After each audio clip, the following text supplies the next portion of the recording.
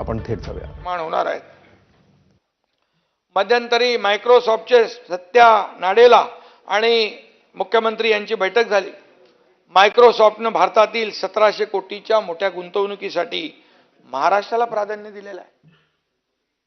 महाराष्ट्रामध्ये मोठे मोठे ब्रँड येत आहेत, दिग्गज कंपन्या येत आहेत, ही वस्तुस्थिती आहे. आणि म्हणून भाई ही आपली प्रगती नाही महाराष्ट्राची. महाराष्ट्राला पसंती देत आहेत. थोडं जरा आपण वेगळ्या चष्म्यातून बघा, वेगळ्या अँगलनी बघा, विजननी बघा, पॉझिटिव्ह आणि प्रॅक्टिकल असं बघायला पाहिजे. कोणती औद्योगिक गुंतवणूक प्रत्यक्षात येण्यासाठी किमान 3 वर्षाचा कालावधी लागतो. सभापती महोदय, परकीय निधी येण्यासाठी देखील काही वेळ लागतो. त्यामुळे थोडी श्रद्धासबुरी आपण ठेवतोच. आणि म्हणून जे काय बोलतो ते फक्त आम्ही बोलत नाही, तर ते करून दाखवतो, ही वस्तुस्थिती आहे.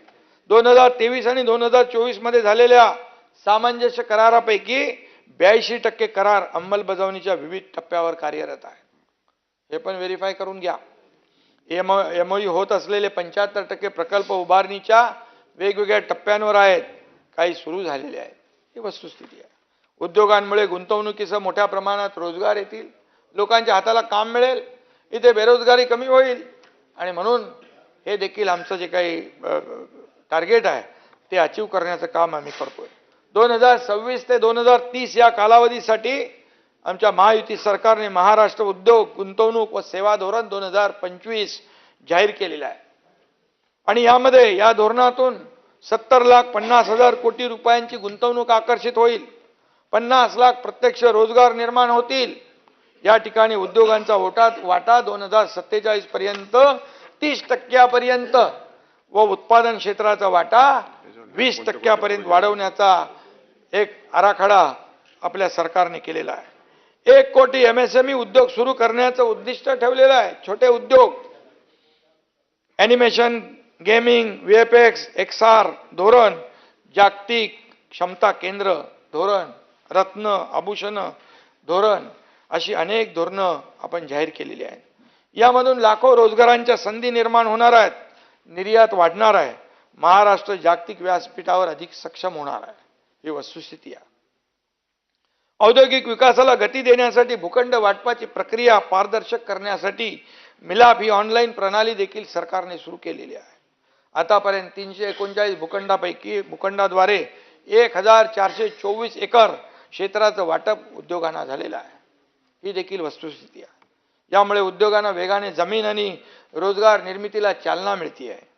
नीती आयोगाने जाहीर केलेल्या निर्यात सज्जता निर्देशांकामध्ये देखील महाराष्ट्राने देशात प्रथम क्रमांक पटकावलेला आहे. ही देखील वस्तुस्थिती आहे. हे यश म्हणजे आपल्या धोरणांची, आपल्या प्रशासनाची आणि आपल्या उद्योग विश्वाच्या क्षमतेची पावती आहे. सभापती महोदय, गडचिरोली सारख्या नक्षलवादी भागामध्ये आज आपण इंटिग्रेटेड स्टील प्लॅन्टसाठी 10,000 कोटींची गुंतवणूक आली. उद्योग सुरू झाले. एक मी पालकमंत्री असताना सुरजागडचा प्रकल्प सुरू झाला, दादांना माहित आहे, आशिष जयस्वालला माहित आहे. त्यावेळेस सुरजागडचा प्रकल्प सुरू झाल्यानंतर हजारो लोकांच्या हाताला काम मिळालं. तिथे रस्ते होऊ लागले, आरोग्य केंद्र झाली, शाळा झाल्या, तिथल्या महिलांना रोजगार दिला. त्याचबरोबर टाटा इन्स्टिट्यूटने देखील त्या ठिकाणी एक स्किल सेंटर उभं केलंय. 100 कोटी रुपये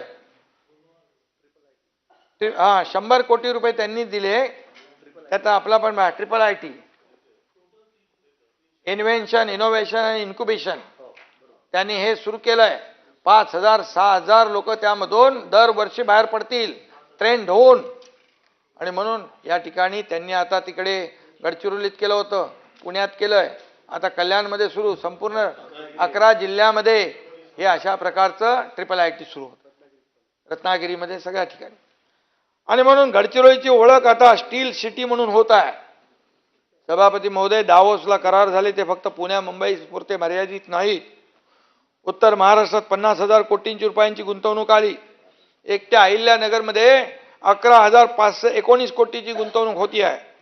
राज्याचं पुढचं मॅन्युफॅक्चरिंग हब छत्रपती संभाजीनगर आणि जालना होईल.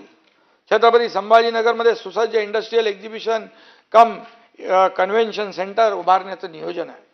दिल्ली मुंबई कॉरिडॉरसाठी आवश्यक पायाभूत सुविधा छत्रपती संभाजीनगर भागात तयार केल्या जात आहेत. इन्फ्रास्ट्रक्चर करतो आपण. देशात ईव्ही उत्पादनात मोठा हिस्सा छत्रपती संभाजीनगरचा असेल, या प्रकारचं काम सुरू आहे. इथल्या ईव्ही क्लस्टरच्या विकासाला चालना दिली जाते. देशातली पहिली स्मार्ट इंडस्ट्रियल सिटी छत्रपती संभाजीनगरमध्ये आहे. याचा देखील आपल्याला अभिमान असला पाहिजे. आता या कॉरिडॉरमध्ये जागा शिल्लक नाही आहे. यामुळे आता आणखी 8,000 एकर जमिनीचं संपादन करण्याची प्रक्रिया सुरू होते आहे. समृद्धी महामार्गामुळे जगातले उद्योग या भागाकडे आकर्षित होऊ लागलेले आहे. कनेक्टिव्हिटी वाढली. 18 तासाचा प्रवास 6 तासावर आला, 7 तासावर आला. आणि त्यामुळे कनेक्टिव्हिटी वाढल्यामुळे आज बंदर जवळ आली, JNPT जवळ आलाय, त्या ठिकाणी जालना जवळ आलाय, ड्रायपोर्ट जवळ आले आणि यामुळेच या ठिकाणी विकासाला चालना मिळते आहे. आणि म्हणून मुंबई पुण्याप्रमाणे छत्रपती संभाजीनगर असेल, नागपूर आहे, नाशिक आहे, या भागामध्ये नवीन औद्योगिक पट्टे तयार होत आहेत.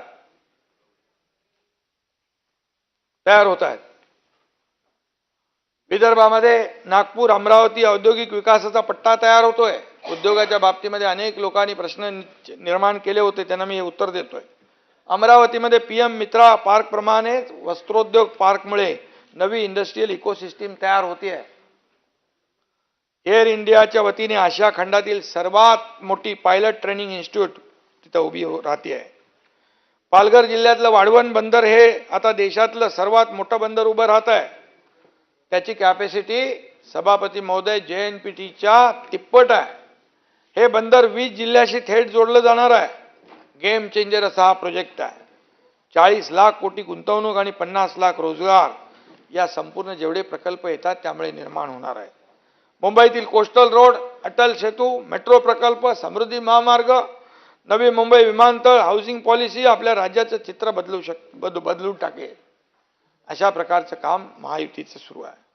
पुढच्या पिढ्यांसाठी विरोधकांना हे चित्र आशादायी वाटलं पाहिजे.